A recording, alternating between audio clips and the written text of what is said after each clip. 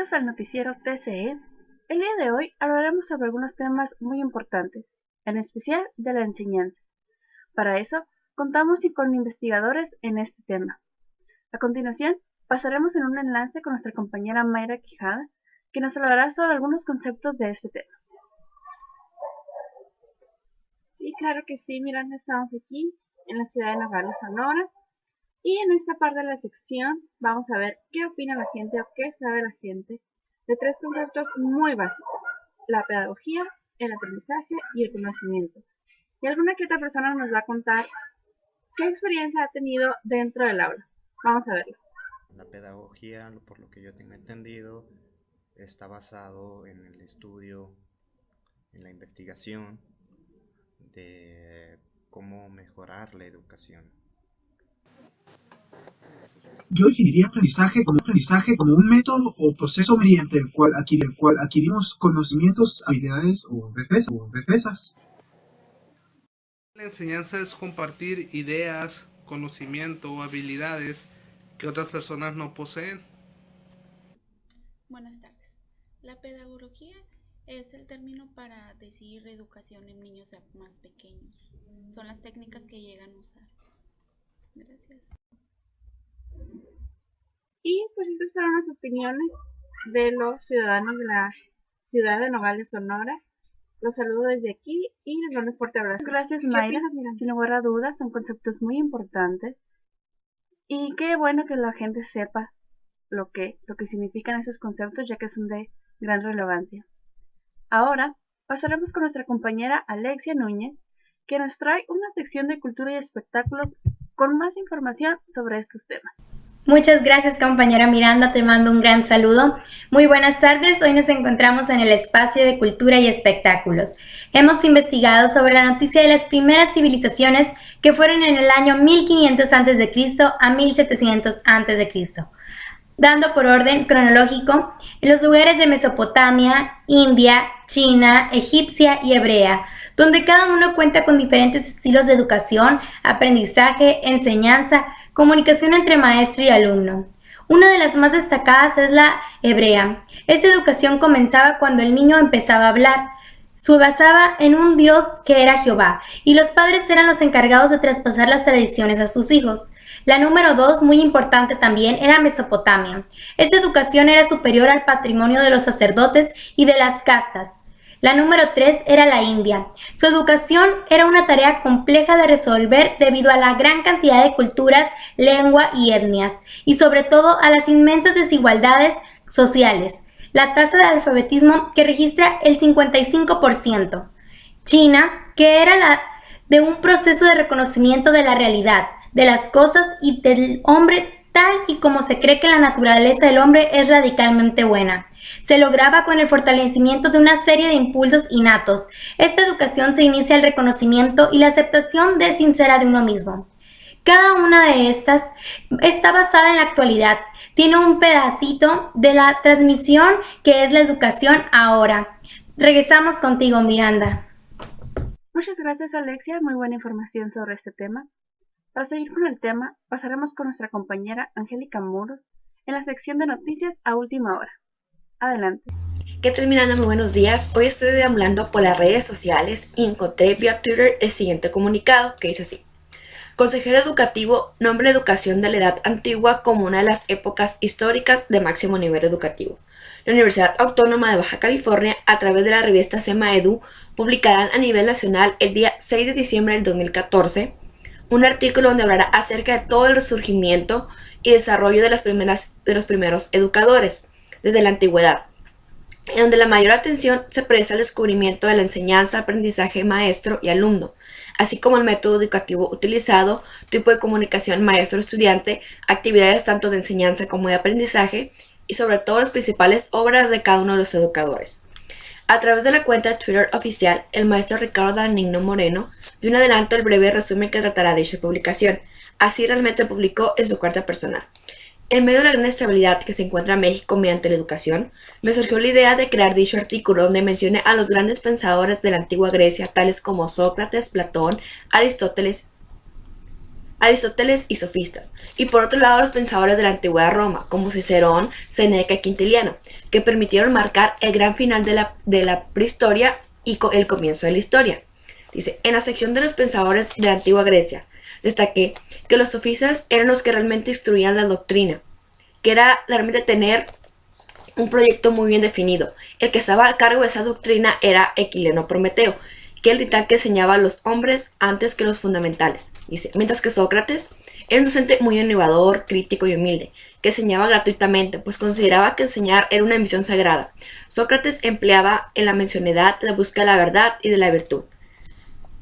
Al parecer, Platón era la fuente del saber. Estaba en diferenciar lo bueno de lo malo. Tenía como único fin el educar el alma. Otro de los grandes pensadores de esa época era Aristóteles, que seguía un gran plan educativo, que se basaba en 5 periodos educativos. Una de las fases que marcaron su educación fue una de las frases que realmente él mencionó mucho, como dice aquí. La educación nunca termina, pues es un proceso de perfeccionamiento y por tanto es proceso que nunca termina. Por lo tanto, la educación dura tanto como la dura la vida de la persona. Y cómo olvidar por otra parte a los pensadores de la antigua Roma, donde tenemos a 4 considerados los más relevantes de esa época. Empecemos por Cicerón. Cicerón expone y analiza los pensamientos de la mayoría de las escuelas filosóficas griegas. Su sistema educativo distingue por lucidez de la exposición que nos da cuenta de todos los sistemas filosóficos. Por otra parte, tenemos a otro pensador muy relevante de esa época, Séneca. Es un filósofo práctico, pedagogo y un teórico sistemático. Para Séneca, la sabiduría y la virtud son la meta de la vida moral. Lo único inmortal que tienen son los mortales. Quintiliano. En su obra La educación del orador describe el proceso formativo del orador, desde la cuna hasta la edad madura. Es por todos los procesos que él se divide. Según Quintiliano, el buen éxito de la educación es la obra del maestro. Como podemos ver, compañera Miranda, eso fue lo que sucedió hace unos instantes a través de la cuenta oficial Twitter. Como siempre, nuestro noticiero estar pendiente por transmitir a todos los televidentes las noticias de la última hora. Pues bueno, por mi parte es todo. Muchas gracias por su atención y muchos saludos de Mexicali, Baja California. Muchas gracias, Angélica. Para terminar en este tema, pasaremos con nuestro compañero Mauricio Cuevas, que nos trae más información importante. Muy buenas noches, mi nombre es Mauricio Melgoza Cuevas y estoy escribiendo el noticiero nocturno de la UABC. Como primera noticia tenemos cómo se distinguían las principales características de los métodos educativos de la Edad Media, teniendo como primero al feudalismo. Para los siglos II y XIII surge la escolástica, pensamiento que tenía como función reconciliar la creencia y la razón, la religión y la ciencia. Es en este momento donde se deteriora el feudalismo, cobrando importancia al comercio y los oficios y dando paso a la creación de universidades medievales, donde la Iglesia cambió de rumbo educativo al conferir ciertos privilegios, facilitándole recursos materiales a cambio de su presencia en las escuelas y la fundación de propias universidades. Las principales universidades medievales se encontraban en Italia, Francia, Inglaterra, Praga y Polonia. Otra característica muy importante es la educación caballeresca. Las condiciones sociales y políticas de esta época hacen que surja un tipo de hombre que se distinga por sus condiciones guerreras. De aquí la importancia de la educación física, valor, honor, fidelidad y cortesía. Por último tenemos la educación monástica. La Iglesia cumple ahora su tarea de reconciliar la educación clásica con la educación salvadora del Evangelio. La Iglesia salva el tesoro y la cultura de los pueblos. Esta tarea de misión provincial la Iglesia cumple mediante una institución de grandísima eficacia educadora, el monacato. La pedagogía monástica no fue un proyecto de estudios o de normas educativas ideadas por algún pensador. Sin embargo, fue esencialmente la creación sólida de una firme institución capaz de ir dominando con la piedad el trabajo y el estudio, la fuerza del ambiente. Los monasterios constituyen grandes colonias educativas a cuyos alrededores se forman grandes núcleos de población. Entre los monasterios hay de contar en primer lugar los de orden benedicta.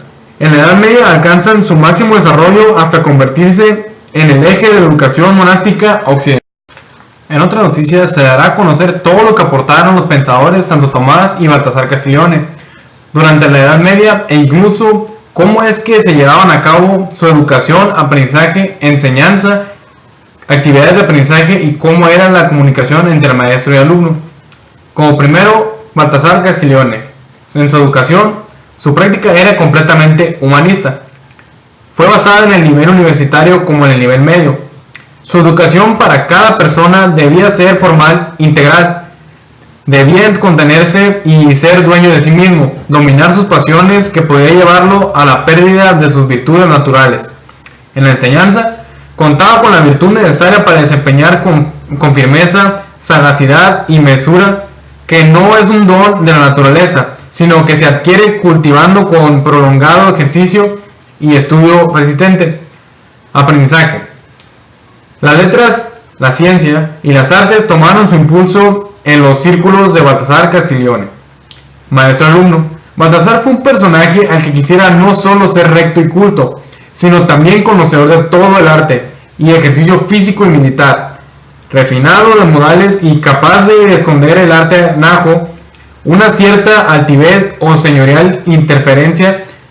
En una palabra, eran muchas los dotes de intelecto y carácter que debía poseer semejante cortesano. En las actividades de enseñanza, actividades manuales y espontáneas, sus actividades eran literales, impartiendo ciencias y artes.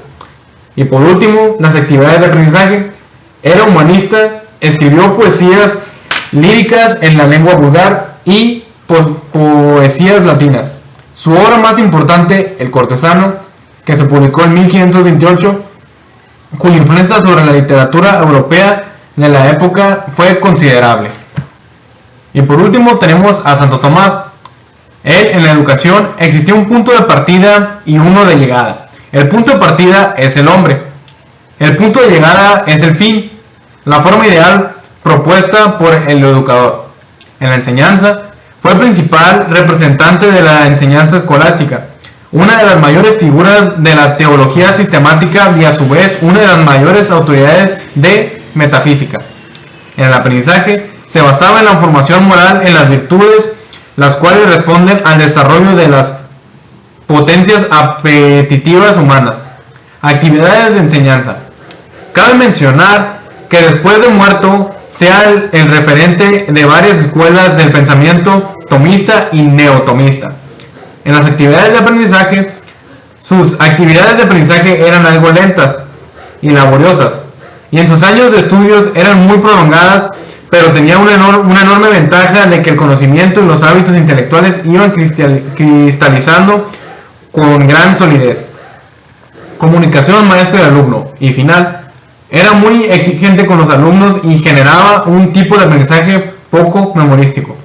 Bueno, pues eso es todo por esta noche. Yo soy Mauricio Melgoza Cuevas, espero verlos pronto. Buenas noches. Muchas gracias por visitarnos el día de hoy y gracias a los investigadores de tema por la gran información que nos han brindado. Buenas tardes y nos vemos pronto.